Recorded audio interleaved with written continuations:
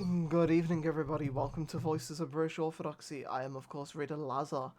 I hope you all are having a very wonderful day. Today is the 20th of June, as according to the old calendar, which means we have two saints today. The first saint I'm going to actually read is that of St Govan, who you can see his icon on the left.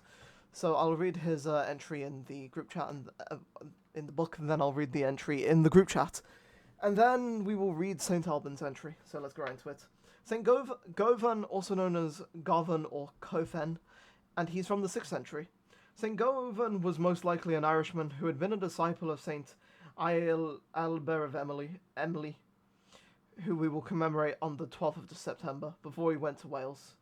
He lived there as an anchorite in a fissure in a cave, at what is now called St Gowan's Head in Pembrokeshire.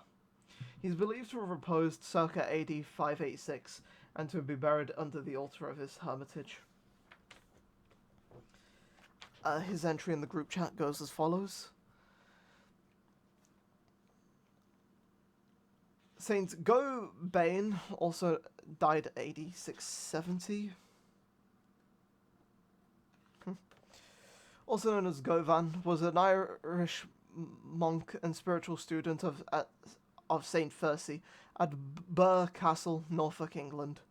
Born in England, he was a brother of St Wasnon, to whom a church is dedicated in Condé-sur-l'Escaut. Govan accompanied Fursey to France. Some accounts have him staying at the Abbey of St Vincent in Picardy, or the Abbey of St Corbeny in Champagne, before settling in a hermitage in the forest of Vallas, near the present St Goban. There he brought forth a spring by thrusting his pilgrim staff into the ground. In 670, Goban was beheaded by marauders and buried in his oratory, which became a place of pilgrimage. His feast day is observed on the 12th of June. Honestly, I think that actually might be a separate saint. But they both have the same name, so I don't actually know if that's like two very different entries for the same saint, or if those are two separate saints. If you do know, feel free to leave a comment down below. Anyway, our final saint to today is St Alban, the proto-martyr of Britain, and he is from the 4th century. I will read his Troparion out after.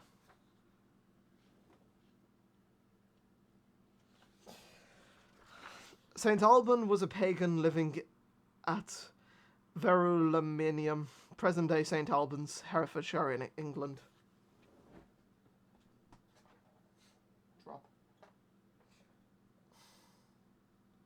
During a persecution of Christians that took place either around AD 209 or AD 305. The chief magistrate of Verulamium ordered that all the Christian priests be arrested, tortured, and then killed. A priest known to us as Amphibolus fled, and St Alban sheltered him in his home. The priest's piety impressed St Alban, and he asked to be taught about the faith. St Alban soon embraced Christ and was baptized by Amphibolus. The authorities became aware that St Alban was hiding a fugitive, and soldiers were sent to arrest the priest. As the soldiers arrived, St. Alban and Amphibolus exchanged cloaks, resulting in St. Alban's arrest and Amphibolus's escape.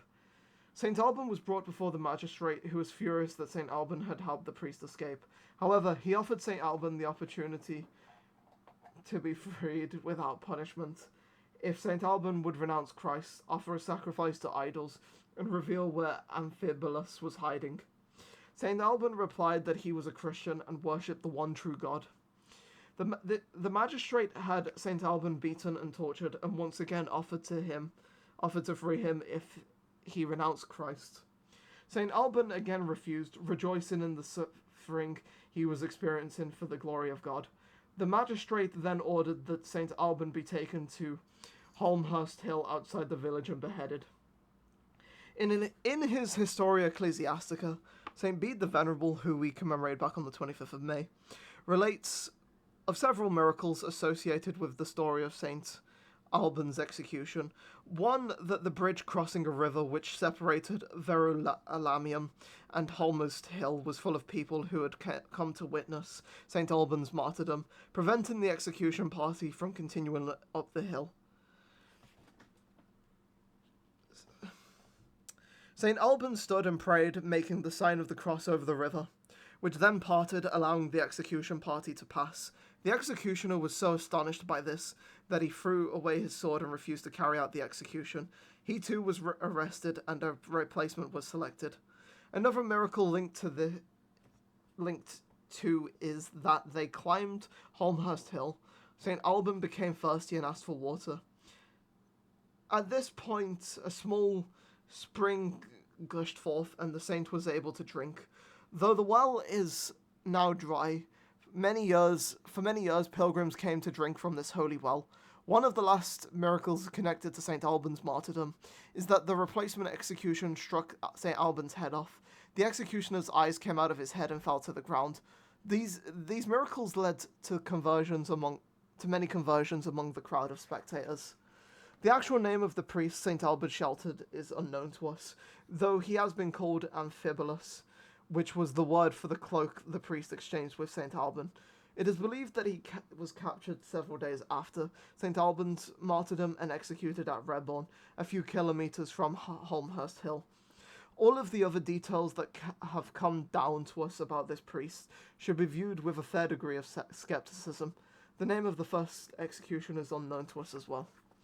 And before we leave, I will read the Troparion that's in here, because I am aware that I did forget to do that with, I think it was St Nectan the other day. In his struggle, your holy Martyr Alban gained the crown of life, O Christ our God. For strengthened by you in purity of heart, he spoke boldly before the judges of this world, offering up his head to you, the judge of all. I will leave that in the description for anybody that wants it. Before we do end the episode here, I do have one thing to promote, which is that this Saturday in 2 days' time, we do have our pilgrimage to Lazaritza, where we will be celebrating all the saints of Great Britain and Ireland.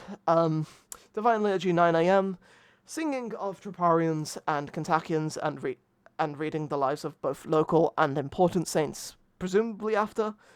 I think we're going to put any relics and any,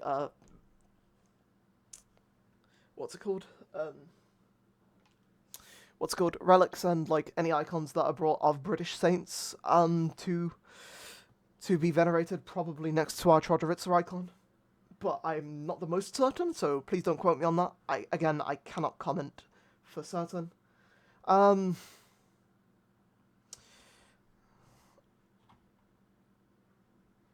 Afterwards, there are some plans, like going to the well. We're going to also, but before all that, we also are going to sing the English version of Agne Parfene.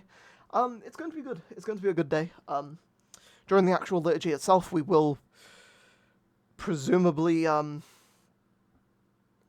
we will be singing the Troparion for the Troparion that exists, that covers all the saints of Great Britain and Ireland, as that would be the Troparion for the day. Anyway, I think that's really it. Of course, I am aware that I forgot to read the, for St Nectan, the Troparion for St Nectan, but I did leave it in the description down below, so whilst I didn't quite do it today, I have, at the very least, I did actually rectify the event, and when I actually, I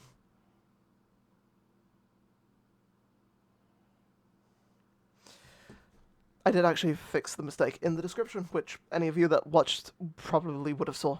Anyway, I've been Raider Lazar. I hope you've all had a very wonderful day. God bless you all, and Amen.